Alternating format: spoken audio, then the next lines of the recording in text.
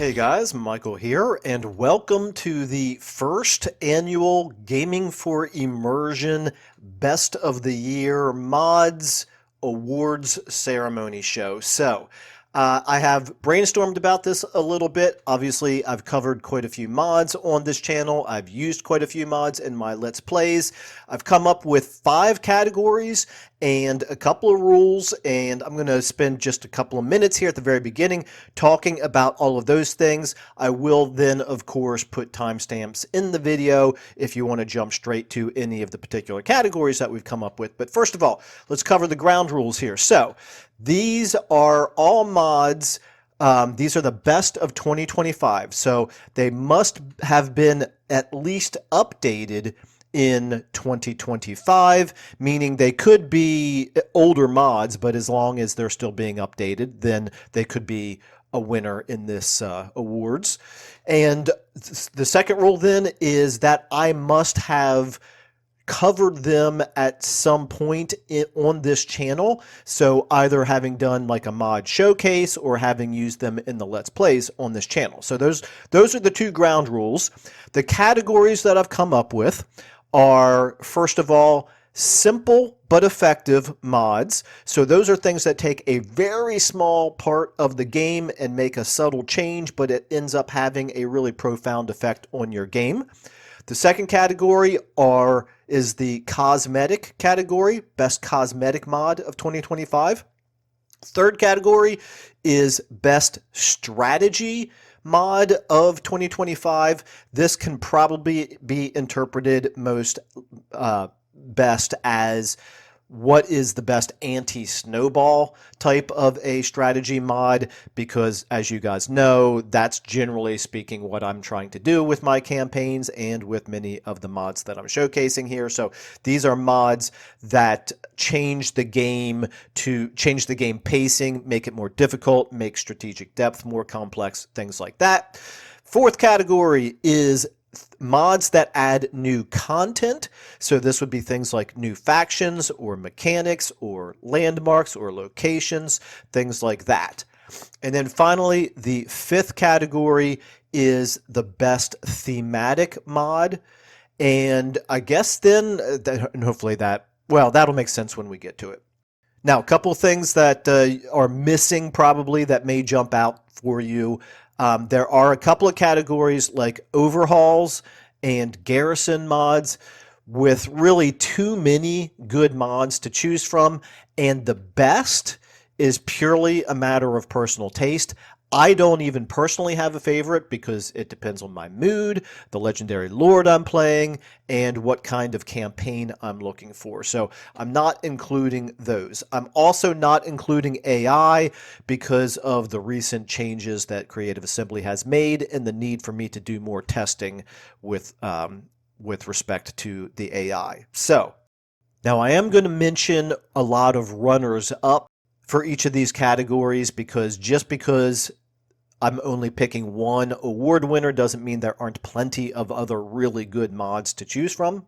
All right, so the first category is simple but effective, and this includes the mods that take one little feature of the base game that I don't think is done quite correctly, make a simple change to it, and vastly improve that particular feature of the game. My runner-up for this category is More Sensical Public Order by Antagonistes. I believe that the vanilla game has a very unfleshed out public order mechanic. Basically, most players don't pay any attention to your public order until it gets down close to -100, which is, of course, when a rebellion will happen. And sometimes you even want the rebellion to happen because you're farming rebels or something like that, or you want to get a quick boost to the public order from the rebellion happening. Anyway, vanilla public order and control system leaves a lot to be desired. I really like what this does because this mod makes it worth your while to pay a lot more attention to public order, both in the negatives and the positives. But it's not the winner. The winner is none other than Brogu's Harsh Dynamic Movement Range. This is by Brogu. I just now realized that he doesn't have the apostrophe in the title, so it's probably Brogu's harsh dynamic movement range. All this time I've been calling it Brogus. Anyway, such a simple mod with really profound effects on your campaign. So what does this mod do? It slows down your campaign movement range for all of your armies based on the army composition. So the more units that you've got in your army, the more likely it is it will not be able to move as far. And of course, the slower those types of units are, like artillery, for example, the more impactful that slowdown debuff is.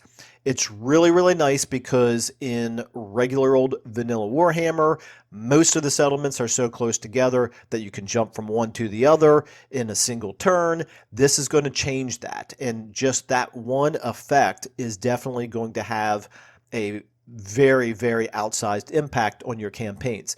But even goes beyond that, of course, the fact that a larger army would have a difficult time in most circumstances chasing down a smaller army, or an infantry army is going to have a hard time chasing down a cavalry army or something, things along those lines. I think this is a nice middle ground balance for campaign movement range, for basically, having an impact on just how far you can go on a single turn based on what your army composition is. All right, the next category is cosmetic mods. What is the best cosmetic mod of 2025? Again, here we've got a bunch of runners-up. All of the ones that I considered include Battle Weather Overhaul, Campaign Weather Overhaul, and Dynamic World, all of which I've talked about on this channel before. But the winner for this category is, of course, none other than Heraldry, Flags, and Banners by Robin Hat, friend of the channel. Once you experience this mod, it's very hard to go back to the original vanilla Heraldry, Flags, and Banners. It's very impressive. Obviously, this is subjective, but I don't know how anybody could look at the job that he's done here and not be really impressed by the attention to detail and the overall impressiveness of this mod. So, a few examples in the background here, but I don't have time to go through everything, obviously. So let's go ahead and move on to the next category.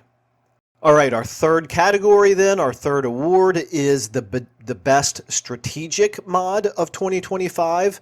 These would be mods that have an impact on the snowball dynamic that vanilla Warhammer has.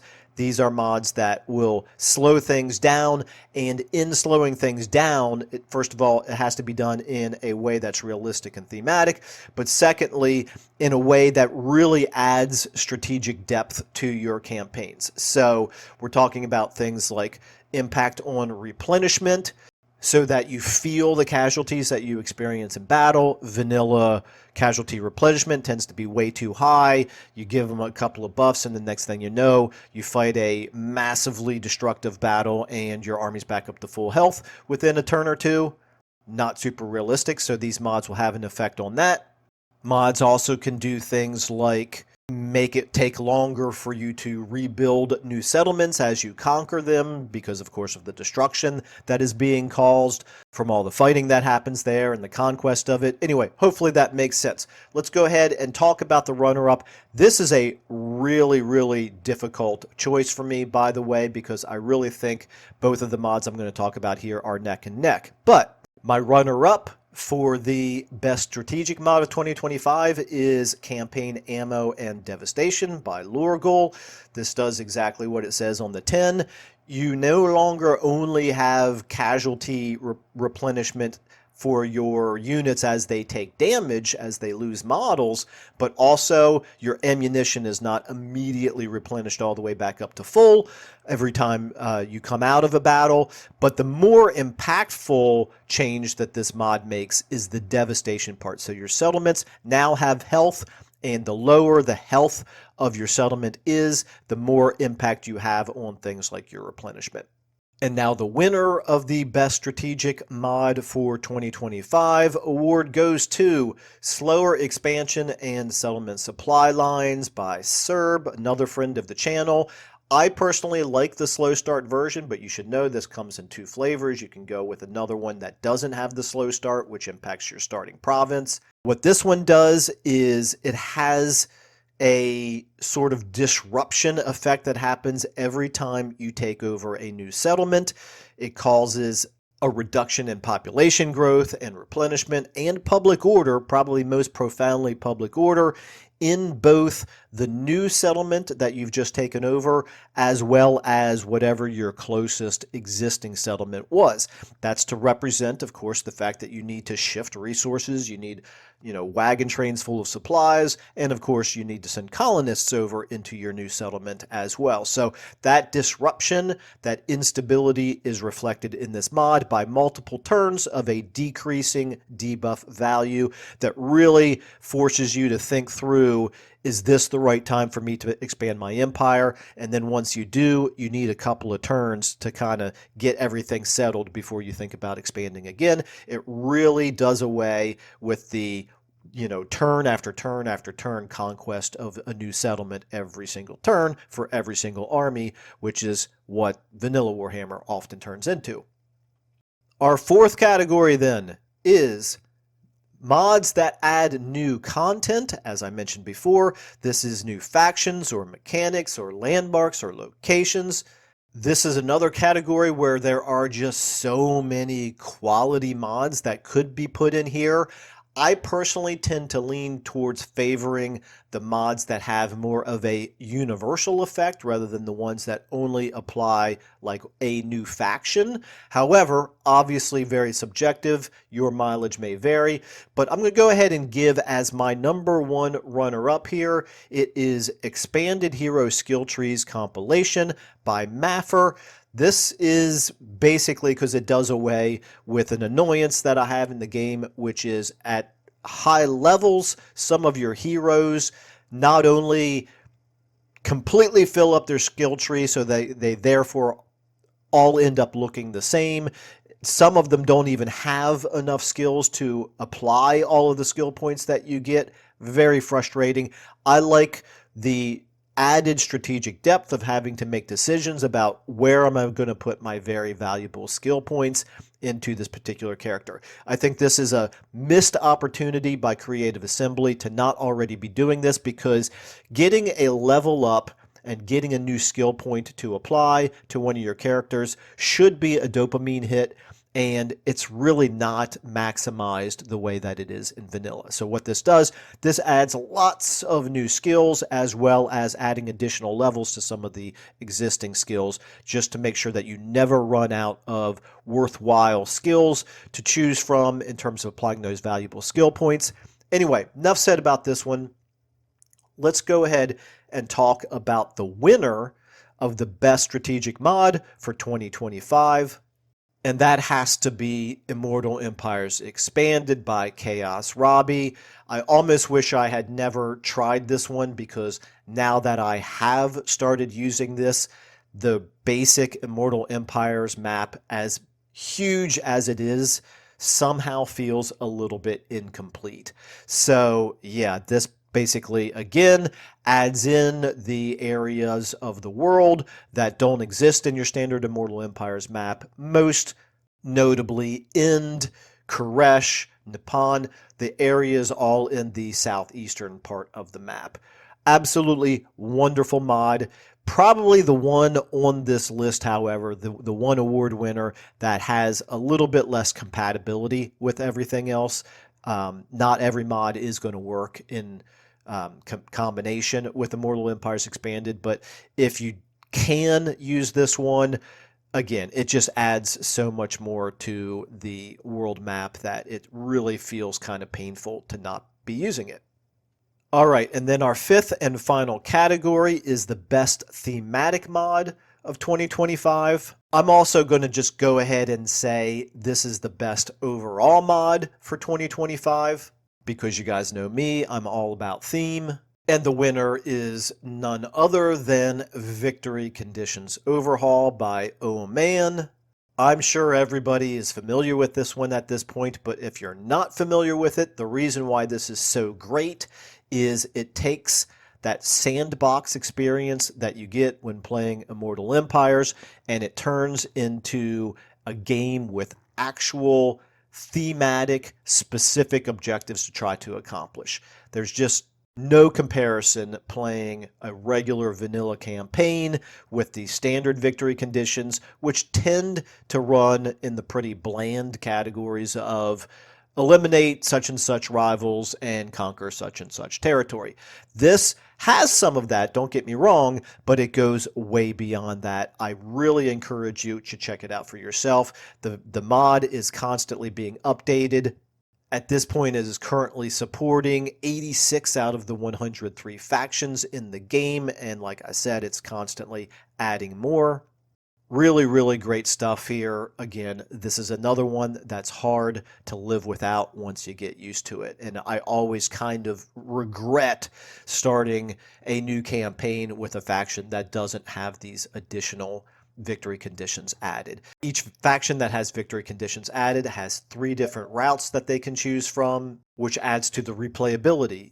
You win the campaign one time using one of the routes, we'll try it again and try to win one of the other routes. Again, I really like the thematic specificity that this mod adds. All right, anyway, there we have it. Those are my award winners for the first annual Gaming for Immersion Best Mod of the Year Awards contest. Please, as always, let me know what you think, and I will go ahead and wrap this up right there. If you have different winners, please do let me know. If you have suggestions for future categories, let me know that as well. If you like the video, please consider liking and subscribing, and as always, if you want to support the channel, which I always very much appreciate, there is a link to my Patreon in the description of this video. But with that being said, I'll go ahead and say once more, thanks everybody so much for watching and listening, and I will see you all in the next video.